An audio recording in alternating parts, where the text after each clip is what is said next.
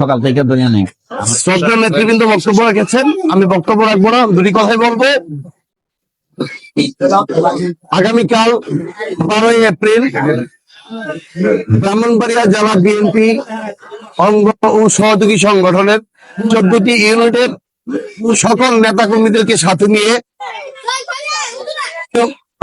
4 আসনের একমাত্র অভিভাবক দানে শীষের কান্ডারি ব্রাহ্মণবাড়িয়া জেলা বিএনপির অন্যতম সদস্য, অত্যন্ত জনরঞ্জিত নেতা আলহাজ কবির আহমেদ ভূঁইয়ার পক্ষ থেকে আগামীকালের যে ঈদ পুনর্মিলনী অনুষ্ঠান এবং সেটাকে কেন্দ্র করে যে মধ্যাহ্ন ভোজের আয়োজন করা হয়েছে, প্রায় 15,000 বেশি লোকের জন্য এখানে মধ্যাহ্ন ভোজের আয়োজন করা হয়েছে।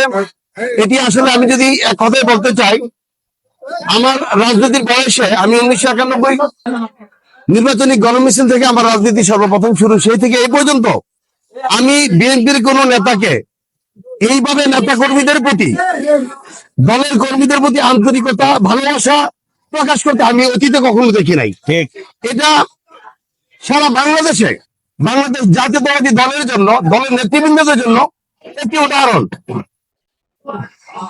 নেতা কর্মীদের প্রতি কবি অনেক যে আন্তরিকতা, যে ভালোবাসা, হৃদয়ের যে টান, যে বন্ধন, সেটা আমি মনে করি বাংলাদেশের প্রত্যেকটি আসনে যারা নির্বাচিত হতে যাচ্ছেন বা হয়েছেন প্রত্যেকে এরকম হওয়া উচিত।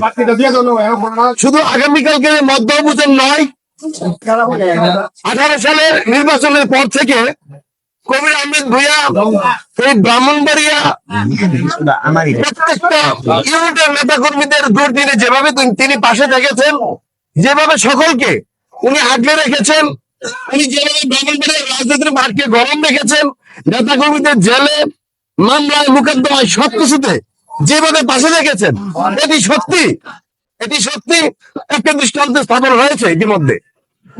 তো যাই হোক, আমি আশা করব আগামী দিনে আমাদের বাংলাদেশ জাতীয়তাবাদী দলের নেতৃত্বে যারা আসবেন, বাংলাদেশের যে কোনো প্রান্তে হোক না কেন, আপনারা সবাই কবির আহমেদ ভূঁইয়ার যে আন্তরিকতা, কর্মীদের প্রতি ওনার যে টান, যে ভালোবাসা, যে মায়া মমতা, সেটাকে আপনাকে ফ্লো করেন। আশা করি এই বাংলাদেশে বিএনপির বিকল্প কোন দল অতীতে যেমন ছিল না, আগামীতে থাকবে না। তো আগামীকালের এই 12 এপ্রিলের যেই ঈদ পুনর্মিলনী অনুষ্ঠান, সেটা সুন্দরভাবে সফল হোক, সেই জন্য আমাদের 14টি ইউনিটের সকল নেতা কর্মীদেরকে আমি অনুরোধ করবো, আপনারা সকলে যার যার অবস্থান থেকে আপনারা এখানে অংশগ্রহণ করবেন এবং এটাকে সাফল্যমণ্ডিত করার জন্য, সফল করার জন্য আপনারা আপনাদের ভূমিকাটুকু রাখবেন। এই বলে আমি এখানে শেষ করছি। সকলকে ধন্যবাদ। আসসালাম।